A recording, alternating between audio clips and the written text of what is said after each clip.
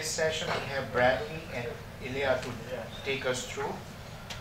Brad Limpert practices principally in the areas of intellectual property litigation and technology contracting.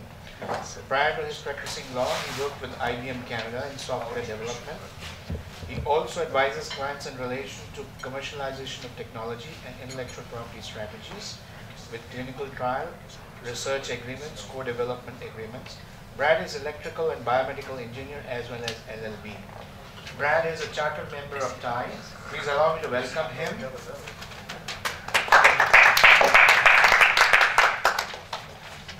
Hi there, thanks, and sorry I'm running late. So, my co-speaker tonight was supposed to have been Mark Bracken. Mark was one of the founders of Ecologics.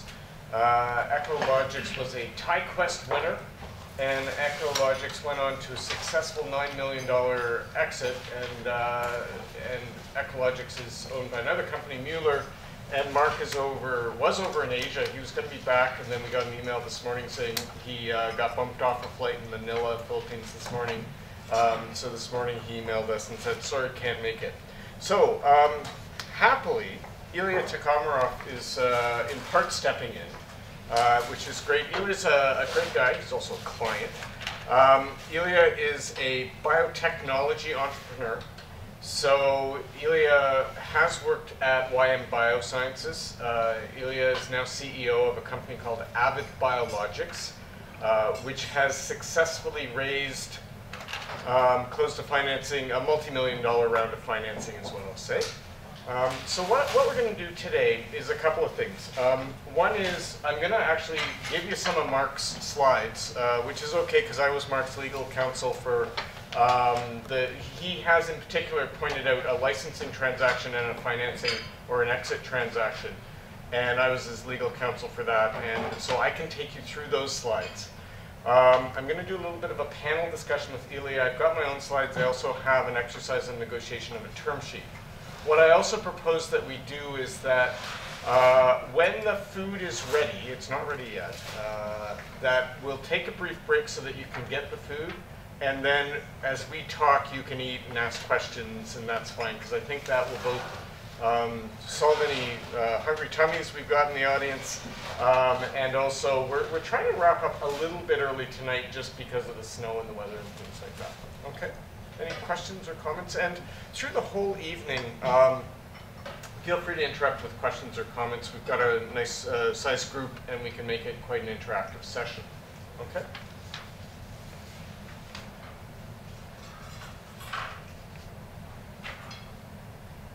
Okay, so Ecologics. So Mark's a U of T engineer, and Mark started out with another company called Acoustics. And Acoustics, I'm going to take my jacket off. Acoustics is a significant. Oops, yeah, sorry. Thanks. Acoustics does a lot of acoustical engineering. So they design a tremendous amount of concert halls, public meeting rooms, things like that. So they're one of the leading firms in Canada in terms of acoustical design. And that's the large acoustical engineering firm he references there. So at some point in 2003, the founders of Acoustics decided that they wanted to explore some other opportunities, so they spun out Ecologics. And the business of Ecologics is leak detection and pipe condition assessment. So there's a tremendous worldwide problem in terms of leaky water pipes. So water pipes around the world, and those would be the pipes that deliver water to homes and businesses and industry and things like that, government and public organization. There's an enormous problem because once those pipes are in the ground, typically they start to corrode. When they corrode, they leak water, and a lot of cities and areas in the world have water shortages, which is compounded by the fact that a very material and significant proportion of the water leaks out of the pipes before it ever gets delivered or is available to be delivered to where it's going. So basically they spun out Ecologics. It was effectively managed and funded and assisted through the original company, plus some further investment down the road. And then they had an exit in late 2010. Mark has continued with the company. The company's gone from success to success. They now have more than 90 employees, and they're enjoying growth in the range of 60 to 80% a year. So it's just been a tremendous success story. Now, Mark and I have done a lot of negotiations together, and I'm going to pitch you his slides. I have another slide deck for later in the evening, and our perspectives are slightly different, which makes it kind of fun to do this. Mark characterizes, and I think quite helpfully, conflict resolution in two ways. One is negative, in the sense that there are things that you can do that strain relationships and cause interpersonal tension. And those are things like escalation, going to a higher level in the business, all sorts of positional bargaining, reliance on process and procedure, or just staying away. And sometimes these can be successful, but even when they're successful, they may lead to negative feelings and may strain relationships and may affect certain long-term interests.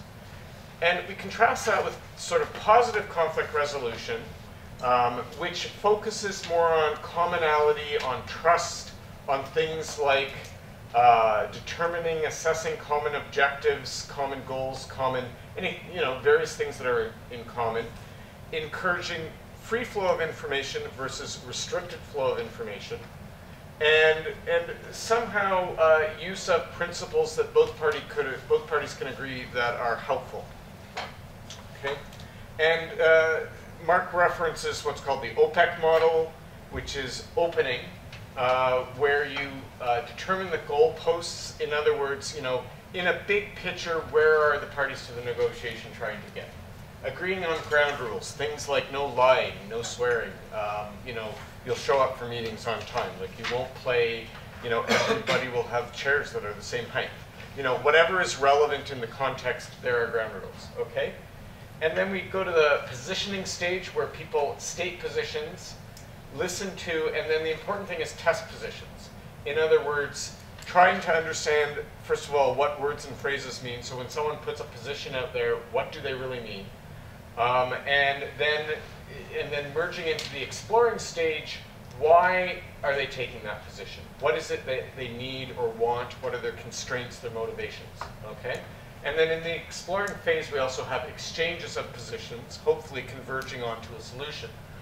And then by closing, we put together, or we finalize putting together a proposal and get the deal done and signed. Okay? So in terms of preparation for negotiation, it's always, you have to identify key issues. Okay? So there's sort of, from a business person's or entrepreneur's point of view, there is typically, and often this is found in a term sheet, which is part of the reason we're doing the term sheet exercise later on. In the term sheet, you will find some key issues on the part of the people doing that. Now, on top of that, you'll typically get the lawyers or accountants, or depending, investment advisors, depending on the context of the deal, will also sometimes have key issues that are important to be raised relatively early in the preparation stage. As part of preparation, it's really important to understand the parties involved. In other words, what is their style? What's their role or status in any particular organization or business?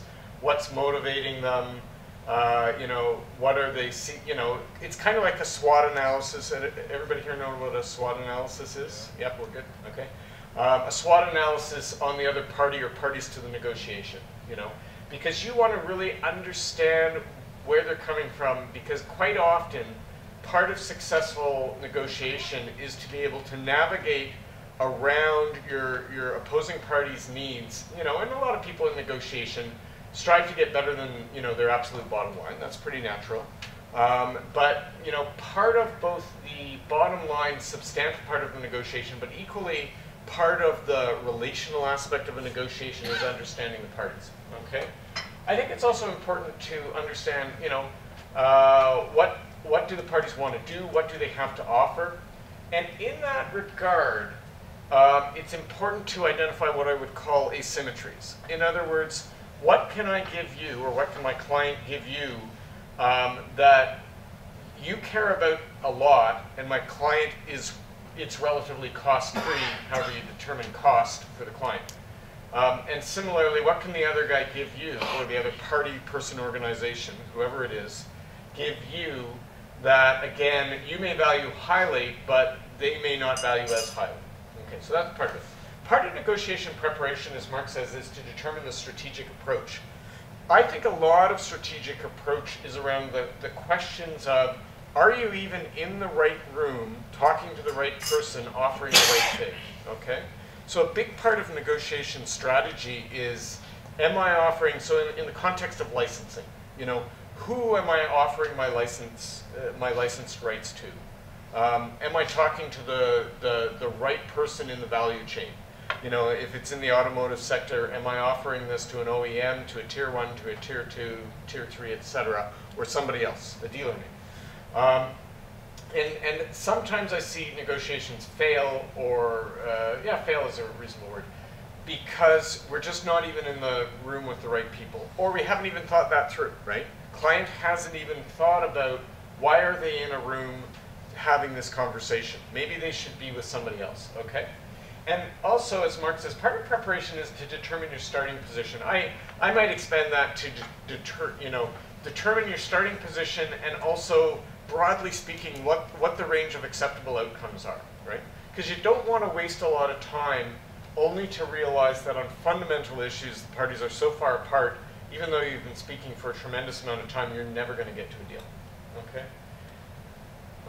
In terms of common tactics, there's a lot of tactics. One is claiming lack of authority. So you're in a negotiation, and you know you've probably had productive sessions. You know you're driving towards convergence, and then you get to some, you know, probably pretty important points, and the person on the other side of the table says, "Well, I understand your point, and I'd like to get it to you, but I'm not authorized to make that concession or compromise." Okay, very, very common. Sometimes it's totally true. If you're dealing with public companies or companies with a board of directors, quite often there are decisions and even parts of really key material deals that have to be referred to, say, the board of directors. But as Mark says here, it's a tactic. In other words, sometimes two things happen. One, sometimes people say, I don't have authority, and that's really code for, I don't want to make that compromise, and I'll threaten delay or obstruction if you really ask for that a lot. The flip side to that is that sometimes people will not tell you they don't have authority. So sometimes you're in negotiations and you've been hammering around a point for the longest time. And you know, you come at it from 2 or 3 different directions, you give lots of rationales, you do all the constructive, appropriate things you can do, and you're just not getting anywhere, and you're scratching your head. And sometimes the party on the other side of the table, or the person that you're dealing with, doesn't have the authority, but they don't want to tell you. Sometimes they don't want to tell you because they're embarrassed. Sometimes, you know, depending on how their performance is evaluated within their organization, if they bump it to the next level, or if they say, here's an issue, I wasn't able to resolve it, but my boss or my boss's boss can resolve it, they somehow get penalized for not carrying on effective negotiations. Okay. Common tactics, withholding truth. That's an interesting one, and there are ways to get at that. You know, as a lawyer, lawyers cannot overtly lie to you, okay? So if I'm in a negotiation, I can't say something, I can't make a statement that to me is false, that I know to be false, okay? I can stay silent on the point, and I, you know, can sort of change the topic and things like that. So it's not like a negotiation is the same as being on a witness stand and under cross-examination somehow, or some sort of you know, judicial examination. But other people are not constrained that way. So other people can withhold the truth or bend the truth and do things like that, okay? Another common tactic is creating deadlines. So in some areas you see this very commonly. Real estate would be a great example of this, where in residential real estate, chances are your papers and documents, like whether you're a buyer or a seller, it doesn't matter. Your real estate agent typically creates artificial deadlines and urgency by giving you an hour or half an hour to read documents, right? And whereas contracts of that complexity in a business setting would never be expected to be reviewed and approved in that time frame, it's quite common in residential real estate sales. It's quite an interesting difference.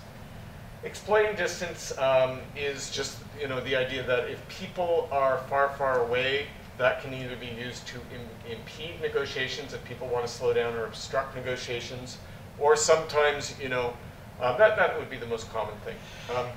Good guy, bad guy, good cop, bad cop happens quite frequently, where this is especially true where parties are bringing lots of people to the table, where people will effectively get designated roles as the more aggressive or assertive or rude people, and other people are more conciliatory or friendly. And then there's the issue of creating complexity or creating scrambled eggs when a poached egg would have done. And that's a hard one. Sometimes complexity is just because you've got a complex set of facts. Sometimes complexity is just to create a smokescreen. And so you do need some judgment and discernment to figure out which is which. Okay. So the first case study has to do with the license negotiation that Mark and I were both involved in. And Ecologics had an I can say Ecologics. I've talked to Mark about what's confidential, so there's only really 1 or 2 pieces of information I need to withhold from you. And we can have a really fulsome discussion, I'm happy to say. So Ecologics had an evaluation license for Technology A and a full license for Technology B. Ecologics had done significant work to develop the IP and had generated other IP. An acquisition offer had been received dependent on the final licensing deal of Technology A and renegotiation of several terms with Technology B. And the parties, Ecologic and its licensor, the party that had granted the licenses to Ecologic, had a very good relationship. But this is an interesting comment. Mark says that they lacked understanding and sensitivity on his part or Ecologic's part on how the licensor would react to the acquisition. And I think Ecologics thought that the negotiation would be perhaps smoother than it was. There was a challenge in this case that the licensor was a government body. I'm not going to say which government body. And the licensor effectively refused to state a position. So we went to licensor on a number of occasions saying, in order to move things forward with this business, we need to, as Mark said earlier, he needed to finalize a full deal for Technology A and renegotiate certain terms on Technology B.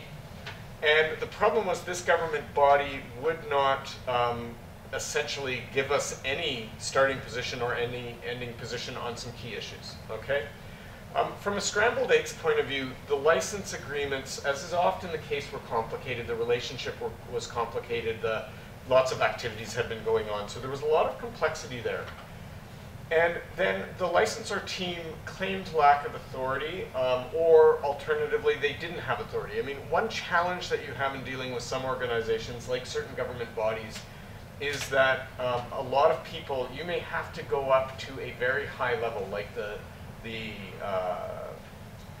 senior manager, like the CEO or executive director of that organization, or even higher, into political realms like deputy ministers and things like that, or sometimes even ministerial levels to get sign-offs on things.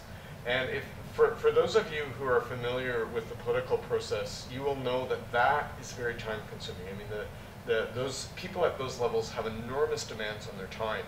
And to review sort of license renegotiation terms, if they have to sign off on it, that can last months and months and months on their desks, right?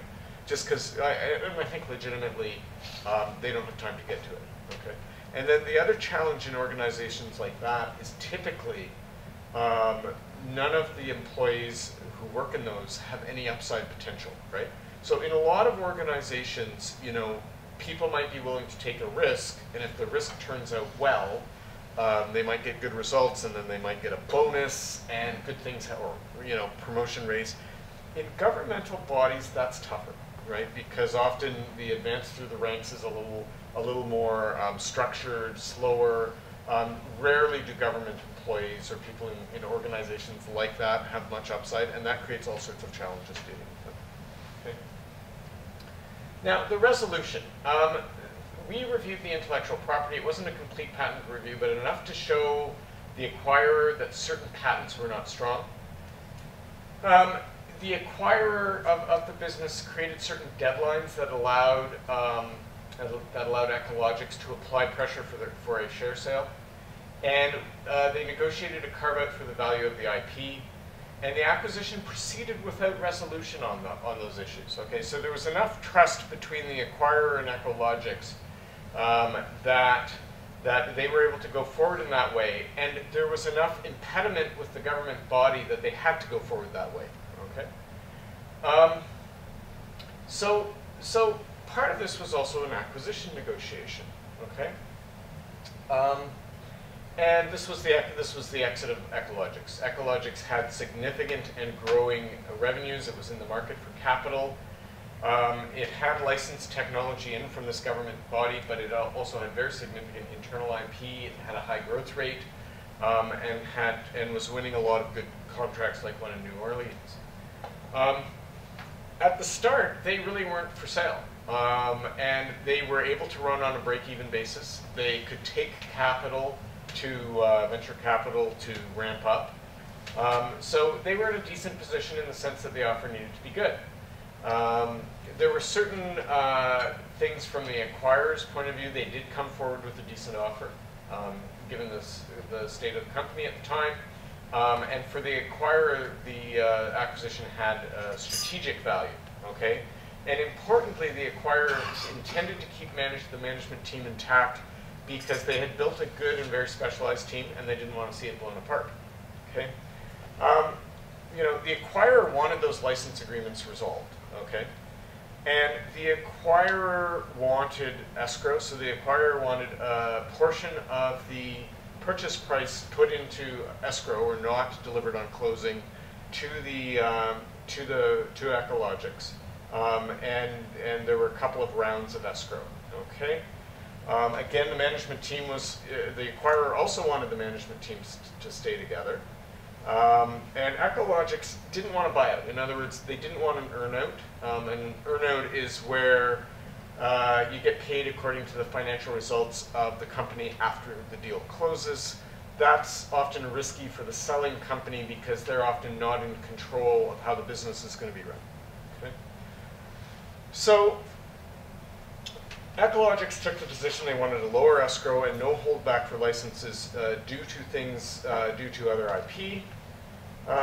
Ecologics, in the exploring stage, they looked at how high could the valuation be driven, how low could the escrow go, and the acquirer wanted to say, maybe we could, explore a higher valuation based on some performance post-closing. Okay. Ultimately, the deal closed with about 30% of funds in escrow. It was an all-cash deal, which is very favorable for the selling shareholders. The escrow terms were fairly standard. A lot of the escrow terms were around IP risk, and I spent a number of months negotiating those. And so ultimately they were fairly standard. It was a challenge, though. I mean, the acquirer wanted a lot of assurance that third parties wouldn't come back after them with patent infringement cases or similar sorts of things, and navigating around those issues was very complicated. Ultimately, as Mark says, we were able to do that in parallel with the case 1 delay. In other words, the attempts to renegotiate license agreements with this government body.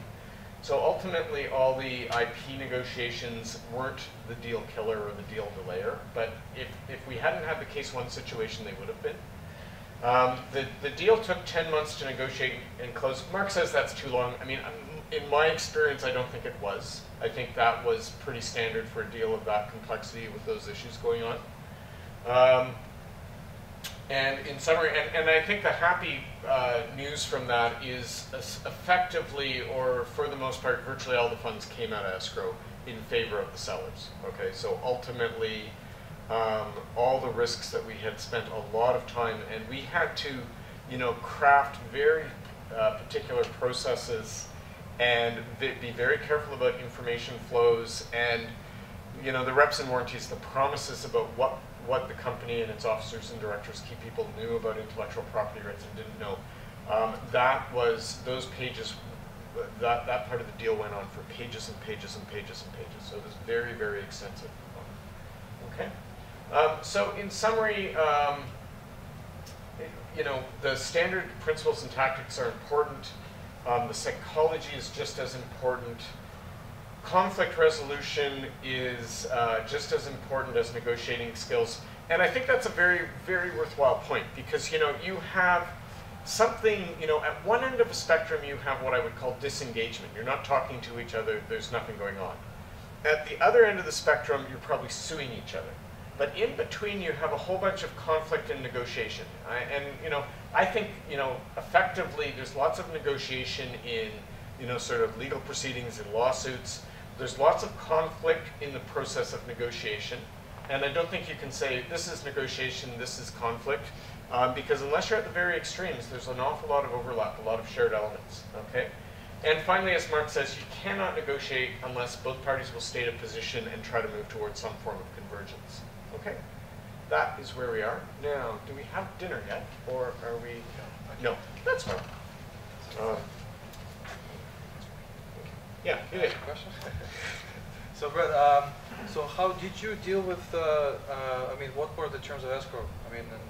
Yeah. So the question is, what were the terms of escrow? Yeah. How did you deal with as much as you can comment with yeah. the situation? And Mark's told me that I'm pretty free to comment. Effectively, the terms of escrow dealt with what kind of IP claims, patent claims might arise relative to what had been disclosed to the purchaser, relative to what the seller knew. Conceptually, it's fairly easy to state. In reality, getting through those high-level concepts was, hours and hours, weeks and weeks of negotiation, pages and pages of drafting, So we negotiated with U.S. lawyers. We negotiated with Canadian lawyers. We reviewed patents internally and with them. We did, it was just an enormous range of activities because, the acquirer was reasonably, they had a concern that they didn't want to buy this company and then get hit with all sorts of patent infringement lawsuits. At the same time, the seller didn't want to be in a dynamic where they lost 30% of the sale price of the business for no particularly good reason, right? And when we started out, you read the buyer's first set of paper and you say it's ridiculous. You're going to lose your whole escrow, right?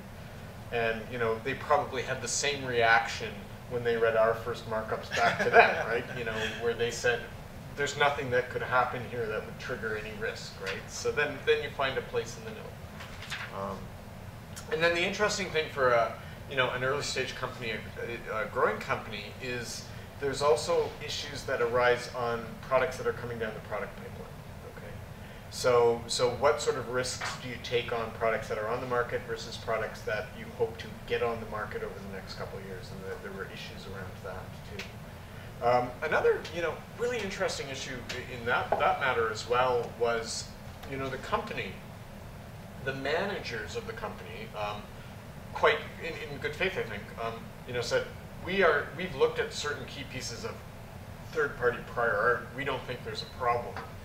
And so, of course, the buyer came back and said, great, we're just going to put a clause in saying there's no problem. Okay.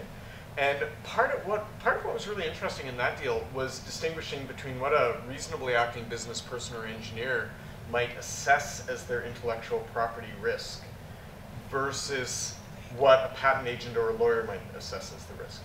So that's a very interesting exercise as well. Fundamentally, on the acquisition deal, virtually. The entire, if you look at the negotiations, 90–95% of the negotiations were about intellectual property. Okay, the non-intellectual property bits and pieces of it were a small subset, right? And the intellectual, the rest of the deal, if I want to call it, once they had worked out the key business terms in terms of price and how it would be paid and big picture items, virtually the whole negotiation was about intellectual property. which was both a surprise, I think, to Ecologics, but ultimately it worked out well because that's where all the risk was arising, and it worked out fine for them. Any other questions? Brad, this risk perception pertain to the non-governmental IP which Ecologics have. Yeah. Sorry, was that just The risk perception was not the governmental intellectual property which was not licensed, or was it the internal intellectual property which these guys had generated? Mostly it was about third-party intellectual property. So the question was, could the company carry on both its current activities, sell its current products, offer its current services, and also could it deploy certain new products that were in the pipeline ready to come out onto market? And if it did that, what was the risk of the acquirer being sued for patent infringement after it had taken over? Because the acquirer, Mueller, was a much bigger company, and you know, I think reasonably they had the perception they were seen as a much more attractive target. They had much deeper pockets, things like that. Because as far as the government intellectual property was considered, it was protected but not licensed. The governmental intellectual property was licensed under those two licenses, a full license that needed renegotiation and a evaluation license. And ultimately, the government didn't come to the table, right? So ultimately, and this is another, you know, ultimately the government body didn't come to the table, okay? So the deal got done without them. And then, and the interesting thing about that is that, you know, ultimately for all parties, but especially the government body could have done much better if it had actually been willing to come to the table and enter into a reasonable set of negotiations, okay? And this is, I think, a really important part in disputes in particular, but also in negotiations, is that quite often there's a high watermark, right? There's a point or a range of time in the negotiations where you're going to do as well as you're going to do. And it is a mistake to assume that by protracting or extending negotiations or refusal to deal or bargain beyond that, that it's going to get better. Because just as often, or probably more often, it gets worse, and often it gets a lot worse. So I think that's very true in a wide range of negotiations and disputes, that sometimes people think if they just dig in their heels, if they just are, you know, obstinate, if they take a really hard line, eventually it'll only get better. But I can tell you from, you know, numerous experiences, that's absolutely wrong. Because what happens is the other parties in the transaction, if a party isn't willing to deal, either one, they move on, or two, they try to figure out ways to undermine the other party's position, right? Okay. So, you know, a minor example of that, I was involved in a situation that involved, you know, a dispute about rights over trademark rights, website, et cetera, et cetera. At one point, my client offered, you know, a reasonable amount of money to the other side just to settle the matter. The other side wanted about 4 times as much, and we had negotiations over like a 2-year period. And finally, at some point, I called opposing counsel and I said, this is as good as it gets. You know, this is our offer. And if you don't take that offer, certain things are going to happen. Rights will expire or blah, blah, blah. And instead of getting X, you'll get 0. And they would never take that as an answer. And eventually, the rights expired. They got 0. My client took other steps and moved on.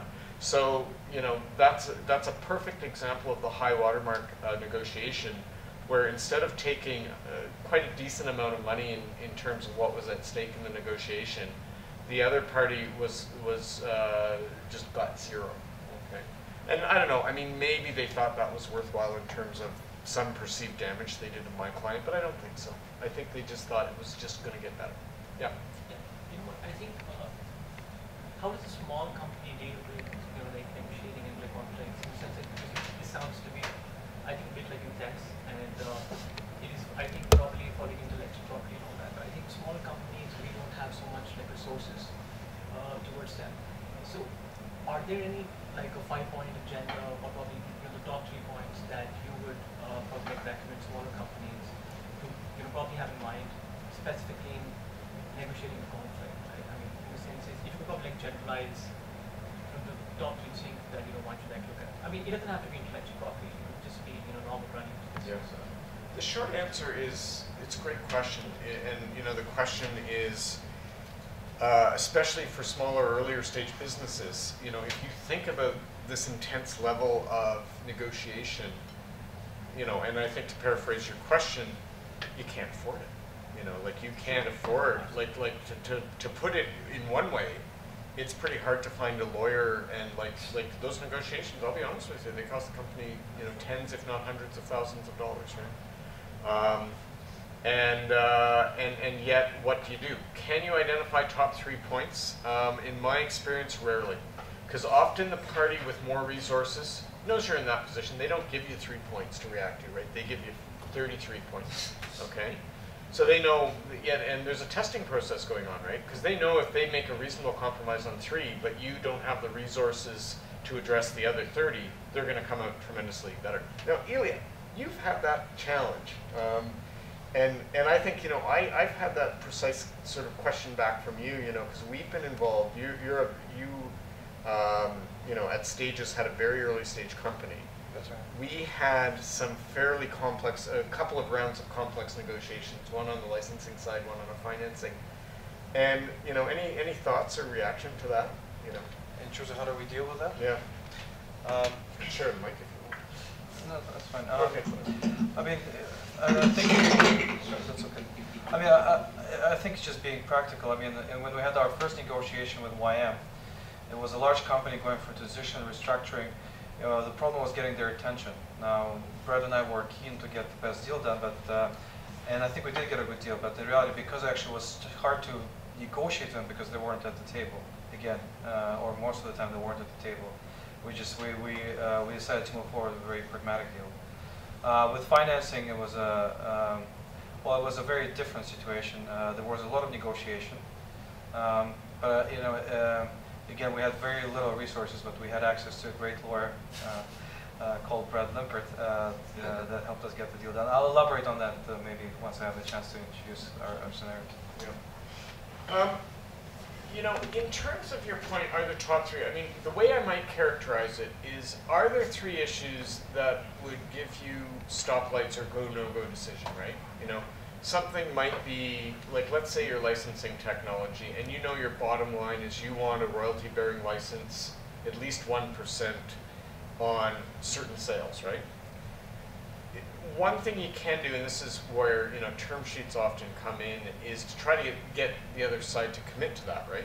Because if you don't get commitment to that, chances are there's no point in talking about the other 33 things, right? And it's interesting, when you're negotiating opposite really sophisticated parties, sometimes they are very hesitant to actually come out and say one way or the other. And I remember, you know, in the last year or so, I, you know, was assisting a client.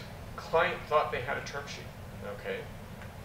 And we flew, you know, down to someplace in the States, you know, so a couple business people and me going to go talk to a big multinational company. You know, basically in the first, you know, we started out with pleasantries and a, you know, brief bite of lunch, and then they basically said, we're not offering you anything close to that, right? And that, you know, is an example where, yeah, you could save some time and resource if the parties had been able to categorically say, is this, you know, even the most basic essential element of the deal on the table or off the table? You know, is this, you know, aspect of it agreed to? Having said that, you know, it's a really big challenging problem, and you know, one observation I have is that even though I think there's a lot of great government funding programs around, and I think, you know, the ecosystem has improved enormously over the last, you know, 10 or 20 years in terms of funding for early stage companies, and you get things like TiQuest, which, you know, for the winners provide a lot of, you know, great benefits, and all sorts of programs through Mars and OCE and all sorts of things. What's a real challenge, I think, is rarely do those programs actually cover legal costs, right? So you can even, you know, in the case of a early stage startup, you might get government grant funding for $500,000 or more. You won't get a penny for legal, right? So then that puts people in a big challenge. So I think that's one of the most critical problems you've got, which is you can't, although you can sequence the issues to see if you've got the most essential issues such that it's worth pursuing, when you actually dive into deeper negotiations like a financing, you know, with Ilya and I, and we'll talk more about this later, but the financing that we did, which was an enormously successful round for everybody involved. I think it was a win-win all around. Everyone did tremendously well, but we had tough negotiations for what, about 6 months. I mean, it was a hard negotiation. Ultimately, you know, the business did very well, the shareholders did well, the founders did well. Like I say, everyone did fine out of that, but they, you know, you didn't start there on day one. And you know, I would say that if we had said, let's do this deal on day one, that wouldn't have happened. That was never going to happen, right? And you know, you're dealing with counterparties. Unfortunately, it's like people have been burned a lot. You know, lots of investors have lost lots of money. The first round of paper you get from people is usually quite in their favor. Okay, so, and you know, and then the subsequent, when you actually get past a term sheet, and it may take you months and months to get an acceptable term sheet. When you get into the detailed documents, there may not be, like, there may be 200 or 100 material points to talk about, right? Like that's just tremendously time-consuming to get through, but it's a real challenge. I mean, I think that is one of the critical challenges that I see. And as a result of that, so what happens? So in that circumstance, because I think a lot of you would be familiar with that circumstance, what do people do, right? So the government funding isn't there. You know, you can't afford it, so what do people do? Any thoughts? Go to Dragon's Den. Go to Dragon's Den. Yeah, that's a possibility. Good for publicity. Relatively few deals get done out of that show. What else do people do? No, but with Dragon's Den, you increase the publicity. Then it's a free. Technically, it's a free marketing for you. Oh yeah, yeah. No, I think it's a tremendous Like show. you're going on there, you know you have a good product. And, like 90% or 80% of the time, you know you have a good product. Right. Yep. Yeah. A lot of law firms here give you legal advice very cheaply or for free when you're starting out, and I found. So, for example, I was able to get my incorporation done for about a quarter of what it would have cost otherwise. So certain things, there are certain things that you can get for free or nearly free. A simple incorporation of this, where you don't have a complex shareholder agreement, confidentiality agreements. There's certain things that you can get for free. When you get into, when you do a series round A financing with people jockeying for position over valuations and board controls and share, the conditions and terms attaching to share, it's harder to get that for free. Any other? It's a really simple answer that I'm looking for. Refinance the mortgage. Some people do that. Yeah. Some people put it on the credit cards, or they have a very understanding spouse or parents or family members. Strike a good deal with a lawyer. Strike a good deal. What a lot of people do is they just do it without lawyers or accountants or other advisors, right? So that's a big challenge, right? And then what happens is typically they don't see it right away, but within a few years, what they see is they've lost or left a tremendous amount of value on the table, and that I think is a fundamental problem for early stage entrepreneurs, and they don't have a great solution. So certainly in some cases, if a law firm or a lawyer really believes in the person or the idea or a whole bunch of things, they may be willing to defer, discount, set up special fee arrangements, but that doesn't always happen. Yeah, that's what I meant from earlier, ending closing statement, man. Yeah, strike a deal. Yeah, yeah. So that happens sometimes.